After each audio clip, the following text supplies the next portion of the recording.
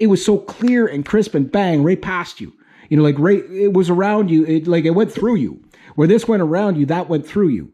And that's an interesting thing to know, because we could analyze the mechanics of it, but I think what it comes down to is if your style of playing is going to refer something with more of a sweeter tone, more chord progressions, whatever, you might be looking for something with a bit more of an arch. I'm not saying you'll be able to know exactly what a violin's going to sound like just by looking at it, but it'll give you an indication of what you're looking for. Because the problem with violins is there's no two of them alike, right? But you can get an idea that, okay, well, I can eliminate the Stradivari style violins if I'm really looking for a Gurnani style violin, or if I'm looking for a Stradivari, I can eliminate these big-bodied fat girls there. I mean, they're voluptuous and they got lots of curves and whatever. It's not slender and sexy. That's fat and voluptuous, but they're all beautiful at the end of the day. But it really would help people out, I think, in the long run, in their search for the perfect upgrade violin or whatever. Or if they're going to be like me and just, you buy them with the intentions of getting rid of some of them, not the Lionhead one. That one I'm taking to the grave. It's just too special. There are other ones out there, but that one's mine. You know what I mean? I'm going to go Full Metal Jacket on you. There are many like it, but this one's mine, Anyway, yeah, this is an all ages thing, so I'll keep that speech to it for another day. But I also like having these different dynamics. So sometimes there's certain things that, for playability, that my Stradivari plays, it's the one that seems to play the best for me. It fits, it intonates the easiest for me. I'm not saying I'm the best player. I'm a guitar player that plays violin, and it sounds like it, But I'm getting better. I'm working on, some Paganini stuff right now. It's going to take me forever. I'm working on the 24th Caprice. That's where I'm starting, right? The easy stuff, the 1st, the 5th, and the 24th Paganini stuff. Should have that down by next week, right? I'm also want to eventually play Valviti's Storm in the Presto. That's, it's just so good, and then I've also want to play, I call it Szilárds, but it's a Monty Szilárds, however you say it. It's a Hungarian thing. And I want that one, and then there's a few other ones that I want to master that before I die. And if I could do that, I'd be very, very happy. But you know what? You can't do it all on one violin. You just can't. Like, you sort of can. Like, you can learn how to play it on one violin, but you can't master it on one violin. You just can't do it. Why? Because the Monty has to be played on that. The Paganini has to be played on that. What do you call it? The Storm has to be played on the Strad. You know what I mean? Like it just, to get the clarity, to get so different tools to the job, right? But what happens if you can only afford one professional instrument, which I don't have professional instruments technically. But I think professional instrument is really define the tone to what you like, and work on your playing ability. So I think playability when it comes to fiddles, because each one has its own character, right? If all three of them had the same strings on it, we could do, violin to violin comparison for tone, because then at least we could compare the strings, say, well, at least the strings are all the same. This is why when you go into a fiddle factory, a lot of times they'll pick a specific string, say themastic dominance or whatever. Every fiddle in there, every violin in there, so to speak, has those strings on it, so you can do apples to apples comparison. So it's not, oh, this one sounds so much better because it has something else on it. Which might be, you might actually like that violin more than another one, but because the strings were better, you got a better tone out of one, so it had an unfair advantage. I can tell you, if the store puts on Lorenzen Virtuosos on all their violins, even their student violins, they're going to sound better than what they would if every violin in there has preludes on it. I'm not knocking the preludes. The prelude's a good string for beginners and stuff like that, but it's a stiff string. It's hard to vibrato. I've had those preludes on 3 different violins, and I can tell you that from the experience of them. And I've got medium tension on all 3 strings. I don't go with the heavies.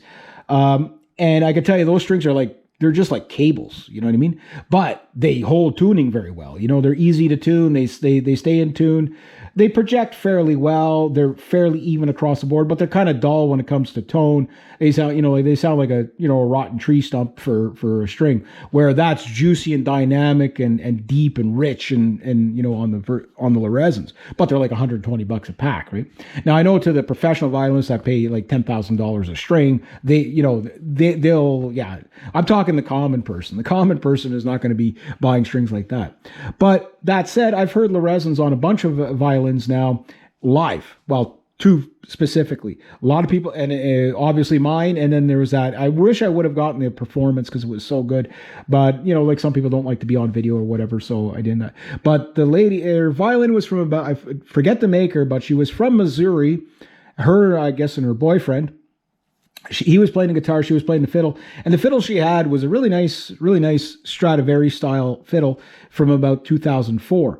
But it had a really nice tone, like sweet tone. It was in between, I would say, the Hornsteiner there on the Ed the Renwood and the Czech copy one there in the center. And I would say that it was somewhere in between. So it had a sweeter tone than my Stradivari, but it wasn't as rich as that thing. That thing I really impressed by. And what impressed me was listening to a really good fiddle player, a guy named Tim, at the jam night. I literally forced it into his hand. I said, go up on stage and make some sound with that thing. Unplugged. They were playing I'll Fly Away folk song, right? Kind of like a bluegrass song, whatever.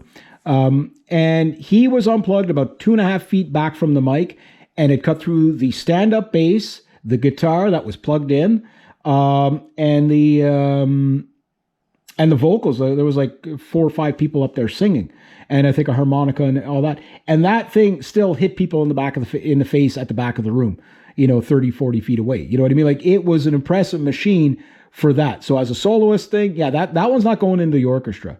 That one could go in the orchestra.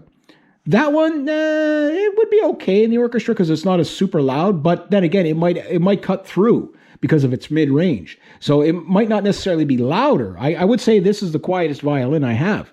But I would say that it cuts through because the tone, it would definitely cut through over my Linehead violin because it's a more mid-range.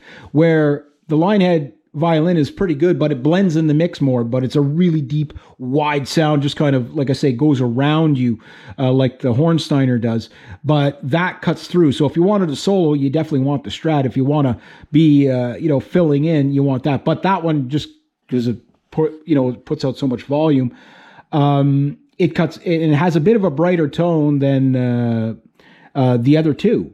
It actually has a quite bright tone, but it's a sweeter tone. But it also, because there's so much body there, it also not only has a bright, sweet tone, but it also has a lot of projection. So it's kind of the best of all worlds. And that's, I guess, why a lot of people like the Gurnanis to play or whatever, because it tends to do a lot of that. However, it doesn't take much to be overwhelming with these for saturation of tone. So great when you're doing chords and stuff like that on it, but when you want to just, it's almost too even and too balanced and too sweet tone and too, too enveloping.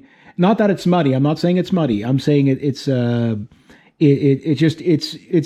more geared towards, if you can be a solo instrument, but if you're playing with a bunch of other instruments, if the backups were playing the Strads would cut through that. So it's just something to consider, the difference that you'll get in tone just from the way they arch the top. So typically the more arch on the top, you're going to get a sweeter tone from what the masters are saying, and the flatter, the more projection you get. So when you're picking your instrument, I think that's a good thing to keep in mind. I'll leave the video out about that.